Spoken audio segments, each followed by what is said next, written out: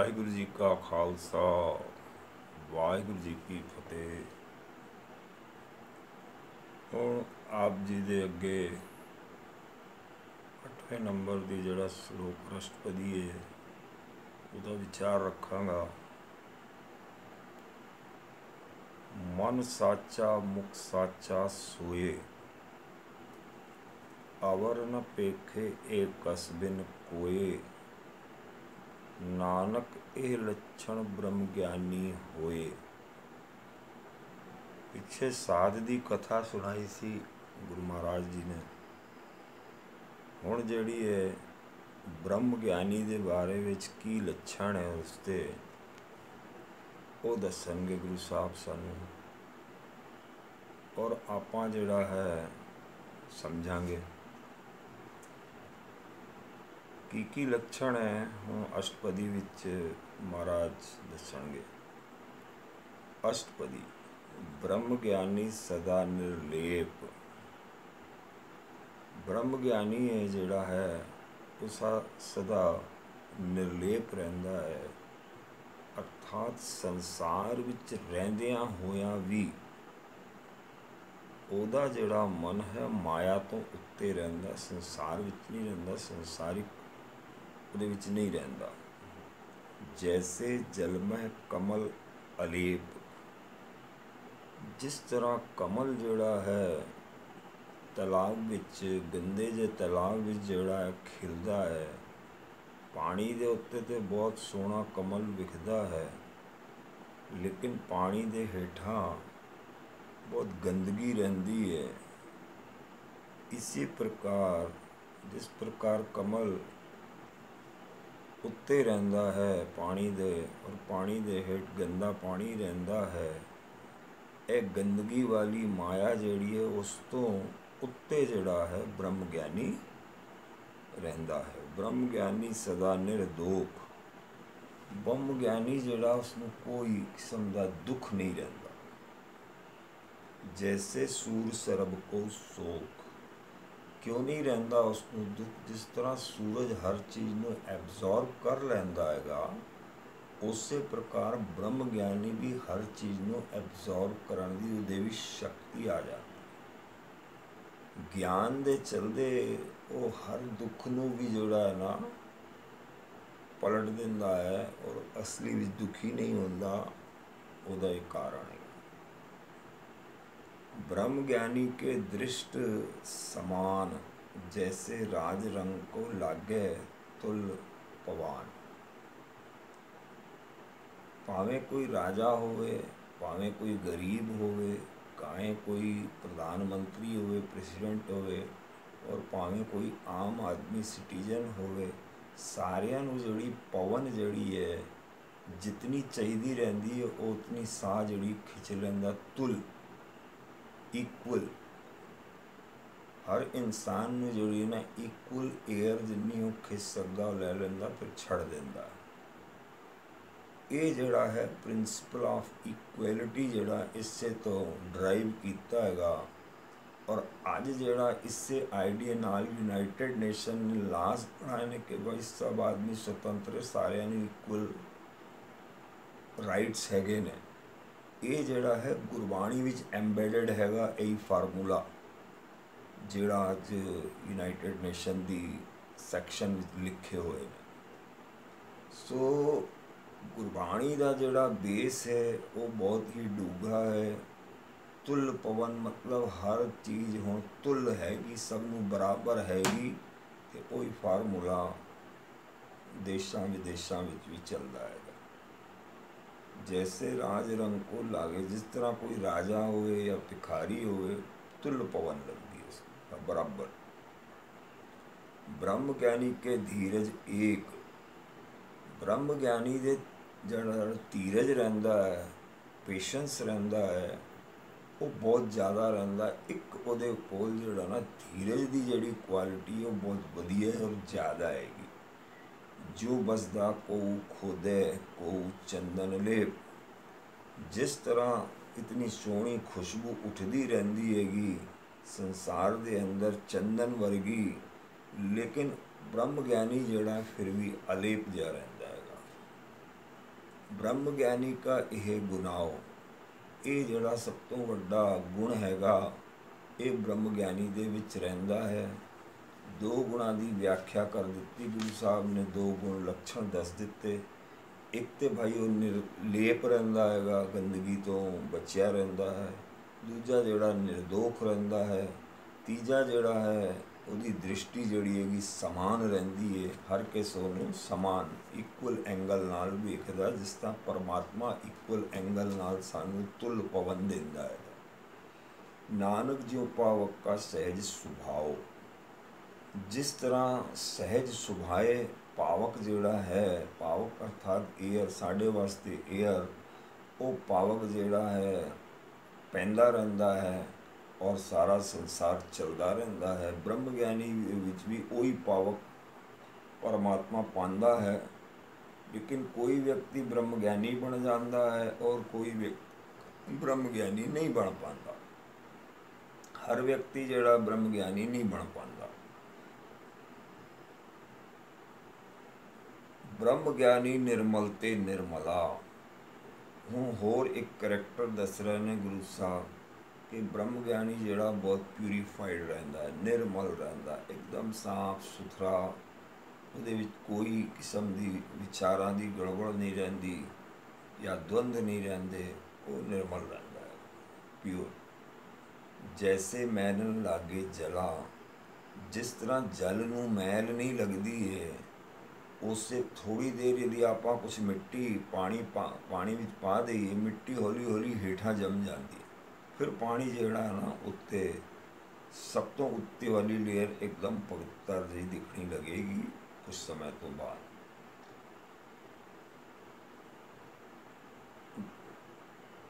ਬ੍ਰਹਮ ਗਿਆਨੀ ਕੇ ਮਨ ਹੋਏ ਪ੍ਰਗਾਸ, ਬ੍ਰਹਮ ਗਿਆਨੀ ਦੇ ਮਨ ਵਿੱਚ ਜਿਹੜਾ ਹੈ ਉਹ ਗਿਆਨ ਰਹਿੰਦਾ ਹੈ, ਪ੍ਰਕਾਸ਼ ਰਹਿੰਦਾ ਹੈਗਾ। ਜੈਸੇ ਧਰ ਉੱਪਰ ਆਕਾਸ਼, ਜਿਸ ਤਰ੍ਹਾਂ ਧਰਤੀ ਦੇ ਉੱਪਰ ਆਕਾਸ਼ ਹੈ, ਉਸੇ ਪ੍ਰਕਾਰ ਬ੍ਰਹਮ ਗਿਆਨੀ ਦੇ ਮਨ ਦੇ ਉੱਤੇ ਪ੍ਰਗਾਸ ਰਹਿੰਦਾ ਹੈਗਾ, ਗਿਆਨ ਰਹਿੰਦਾ ਹੈਗਾ। ਬ੍ਰਹਮ ਗਿਆਨੀ ਕੇ ਮਿੱਤਰ ਸਤਰ ਸਮਾਨ, ਬ੍ਰਹਮ ਗਿਆਨੀ ਦੇ ਜਿਹੜੇ ਮਿੱਤਰ ਰਹਿੰਦੇ ਨੇ ਔਰ ਸ਼ਤਰੂ ਰਹਿੰਦੇ ਨੇ, ਇੱਕ ਜਿਹੇ ਉਹਨਾਂ ਨੂੰ ਉਹ ਵੇਖਦਾ, ਸਮਾਨ ਦੇਖਦਾ। ਬ੍ਰਹਮ ਗਿਆਨੀ ਕੇ ਨਾਹੀਂ ਅਭਿਮਾਨ, ਬ੍ਰਹਮ ਗਿਆਨੀ ਨੂੰ ਕੋਈ ਵੀ ਹੰਕਾਰ ਨਹੀਂ ਰਹਿੰਦਾ। ਬ੍ਰਹਮ ਗਿਆਨੀ ਊਚ ਤੇ ਉੱਚਾ, ਬ੍ਰਹਮ ਗਿਆਨੀ ਕਾਫੀ ਉੱਚੇ ਤੋਂ ਉੱਚੀ ਅਵਸਥਾ ਵਿੱਚ ਵਿਚਰਦਾ ਹੈਗਾ। ਮਨ ਆਪਣੇ ਹੈ ਸਭ ਤੇ ਨੀਚਾ, ਲੇਕਿਨ ਬ੍ਰਹਮ ਗਿਆਨੀ ਦੇ ਮਨ ਵਿੱਚ ਜਿਹੜਾ ਚੱਲਦਾ ਉਹ ਆਪਣੇ ਆਪ ਨੂੰ ਨੀਵਾਂ ਦੱਸਦਾ। ਨੀਵਾਂ ਇਸ ਕਰਕੇ ਦੱਸਦਾ ਕਿ ਉਹਦੇ ਅੰਦਰ ਹੰਕਾਰ ਨਹੀਂ ਰਹਿੰਦਾ, ਇਸ ਕਰਕੇ ਜਿਹੜਾ ਉਹ ਨੀਵਾਂ ਮਹਿਸੂਸ ਕਰਦਾ ਹੈਗਾ। ਮਨ ਆਪਣੇ ਹੈ ਸਭ ਤੇ ਨੀਚਾ, ਬ੍ਰਹਮ ਗਿਆਨੀ ਸੇਜਨ ਭਏ, ਨਾਨਕ ਜਿਨ ਪ੍ਰਭ ਆਪ ਕਰੇ। ਲੇਕਿਨ ਬ੍ਰਹਮ ਗਿਆਨੀ ਕੌਣ ਰਹਿੰਦਾ? ਪ੍ਰਭੂ ਜਿਸ ਨੂੰ ਬਣਾਉਂਦਾ ਹੈਗਾ। ਪ੍ਰਭੂ ਜਿਸ ਨੂੰ ਬਣਾਉਂਦਾ ਹੈ ਉਹੀ ਬ੍ਰਹਮ ਗਿਆਨੀ ਬਣਦਾ ਹੈ। ਔਰ ਬ੍ਰਹਮ ਗਿਆਨੀ ਦੇ ਕਰੈਕਟਰਿਸਟਿਕਸ ਕੀ ਨੇ, ਹੁਣ ਆਪਾਂ ਡਿਸਕਸ ਕੀਤੇ ਨੇ, ਸੁਣੇ ਨੇ, ਸਮਝੇ ਨੇ। ਬ੍ਰਹਮ ਗਿਆਨੀ ਸਗਲ ਕੀ ਰੀਨਾ, ਆਤਮ ਰਸ ਬ੍ਰਹਮ ਗਿਆਨੀ ਚੀਨਾ। ਬ੍ਰਹਮ ਗਿਆਨੀ ਨੇ ਜਿਹੜਾ ਹੈ ਆਤਮਾ ਦਾ ਰਸ ਨੂੰ ਪਛਾਣ ਲਿਆ ਹੈਗਾ। ਸਾਡੀ ਆਤਮਾ ਦਾ ਕੀ ਰਸ ਹੈ, ਬ੍ਰਹਮ ਗਿਆਨੀ ਨੇ ਉਸ ਨੂੰ ਪਛਾਣ ਲਿਆ ਹੈ ਔਰ ਸਾਰੀ ਚੀਜ਼ਾਂ ਦਾ ਉਸ ਨੂੰ ਗਿਆਨ ਹੋ ਚੁੱਕਾ ਹੈ। ਬ੍ਰਹਮ ਗਿਆਨੀ ਕੇ ਸਭ ਉੱਪਰ ਮਾਇਆ, ਬ੍ਰਹਮ ਗਿਆਨੀ ਸਭ ਦੇ ਉੱਤੇ ਜਿਹੜੀ ਹੈ ਕਿਰਪਾ ਕਰਦਾ ਹੈ, ਦਇਆ ਕਰਦਾ ਹੈ, ਮਾਇਆ ਕਰਦਾ ਹੈ। ਬ੍ਰਹਮ ਗਿਆਨੀ ਤੇ ਕੁਝ ਬੁਰਾ ਨਾ ਭਇਆ, ਬ੍ਰਹਮ ਗਿਆਨੀ ਕਦੀ ਵੀ ਕਿਸੇ ਦਾ ਬੁਰਾ ਨਹੀਂ ਕਰਦਾ। ਬ੍ਰਹਮ ਗਿਆਨੀ ਸਦਾ ਸਮਦਰਸੀ, ਬ੍ਰਹਮ ਗਿਆਨੀ ਕੀ ਦ੍ਰਿਸ਼ਟ ਅੰਮ੍ਰਿਤ ਬਰਸੀ। ਬ੍ਰਹਮ ਗਿਆਨੀ ਜਿਹੜਾ ਹਮੇਸ਼ਾ ਸਮਦਰਸੀ ਰਹਿੰਦਾ ਹੈ, ਨਾ ਉਸ ਨੂੰ ਸਮਝ ਆਉਂਦਾ ਹੈ ਵੀ ਇਹ ਗੰਦਾ ਹੈ, ਨਾ ਇਹ ਕਿਸੇ ਨੂੰ ਅੱਛਾ ਬੋਲਦਾ, ਨਾ ਕਿਸੇ ਨੂੰ ਗੰਦਾ, ਨਾ ਇਸ ਪ੍ਰਕਾਰ ਦੇ ਉਹਦੇ ਅੰਦਰ ਵਿਚਾਰ ਚੱਲਦੇ ਨੇ।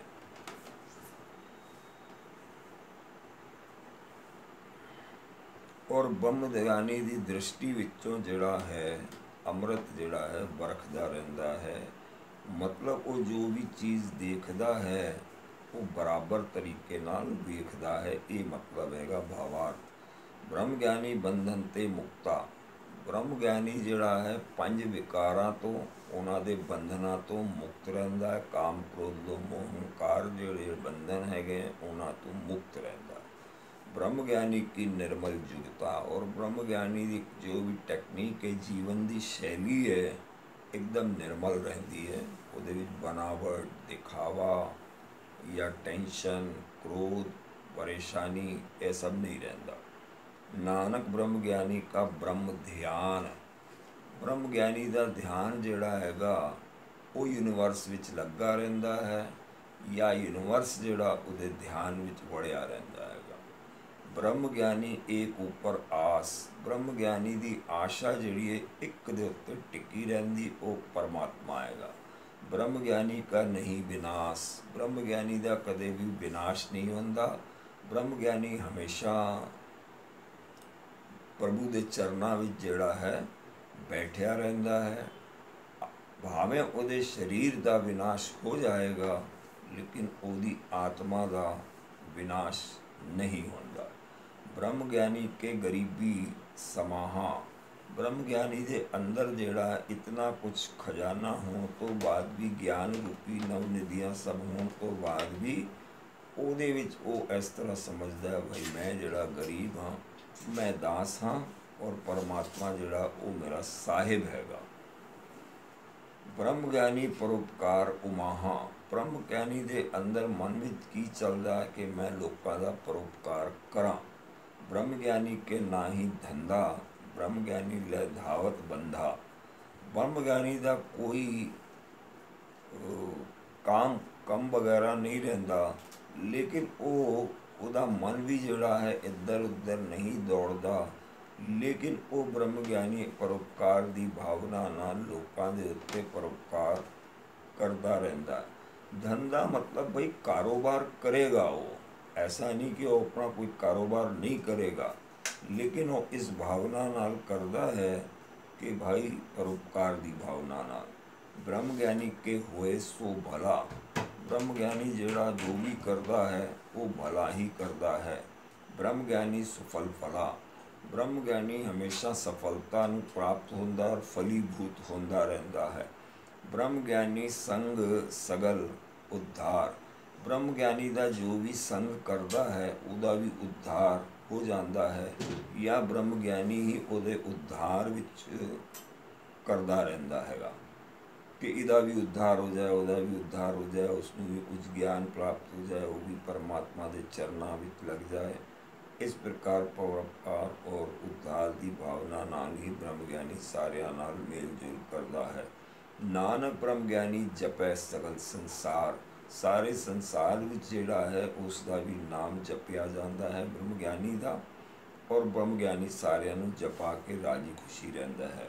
ब्रह्म ज्ञानी के एक है रंग। ब्रह्म ज्ञानी का जिहड़ा रंग है वो इक्को है, वो परमात्मा के रंग विच रंगिया होया है, होर किसी भी रंग विच वो रंगिया होया नहीं है। इस करके एक के रंग लिखिया है। माया के रंगां तो भिन्न है। एक परमात्मा के रंग विच प्यार दे उहदे प्यार दे रंग विच ब्रह्म ज्ञानी रंगिया रहिंदा है। ब्रह्म ज्ञानी के बसे प्रभ संग। प्रभु परमात्मा जिहड़ा है वो ब्रह्म ज्ञानी दे नाल वसदा हैगा। ब्रह्म ज्ञानी के नाम आधार। ब्रह्म ज्ञानी का बेस की है, आधार की है, वो हैगा नाम। जे आपां भी नाम जपाओगे तो हौले हौले साडी भी स्टेज उत्ते चली जाएगी। ब्रह्म ज्ञानी के नाम परिवार। ब्रह्म ज्ञानी दे नाम, ब्रह्म ज्ञानी का परिवार की है नाम हैगा, अर्थात उसका भरा भी नाम हैगा। वो अपने भरा विच नाम देखता है, वो अपने बहन विच नाम देखता है। हर जगह उसनूं परमात्मा ही परमात्मा दिखता है, और हर जगह उसनूं जो भी चीज़ां हैं वो उहदे विच परमात्मा का दर्शन कर रहिंदा है। ब्रह्म ज्ञानी सदा सद जागत। ब्रह्म ज्ञानी हमेशा जागृत अवस्था विच रहिंदा है, वो सोया होया नहीं रहिंदा। भावें उहदा शरीर रेस्ट विच है, सो रहा, लेकिन ब्रह्म ज्ञानी हमेशा अवेयर रहिंदा हैगा, जागृत अवस्था विच रहिंदा, अंदरूनी जागृता रहिंदी उहने भी। ब्रह्म ज्ञानी औ बुद्ध त्यागत। ब्रह्म ज्ञानी जिहड़ा है ਅਹੰਕਾਰ ਵਾਲੀ ਬੁੱਧੀ ਨੂੰ ਤਿਆਗ ਦਿੰਦਾ ਹੈ। ਬ੍ਰਹਮ ਗਿਆਨੀ ਕੇ ਮਨ ਪਰਮਾਨੰਦ, ਬ੍ਰਹਮ ਗਿਆਨੀ ਦੇ ਮਨ ਵਿੱਚ ਪਰਮ ਆਨੰਦ ਦੀ ਬਣੀ ਰਹਿੰਦੀ ਹੈ ਸਥਿਤੀ। ਸੱਚੀ ਦਾ ਆਨੰਦ ਸਦਾ ਜਿਹੜਾ ਹੈ ਉਹਦੇ ਚਿੱਤ ਵਿੱਚ ਆਨੰਦ ਜਾਂ ਪਰਮਾਨੰਦ ਬਣਿਆ ਰਹਿੰਦਾ ਹੈ।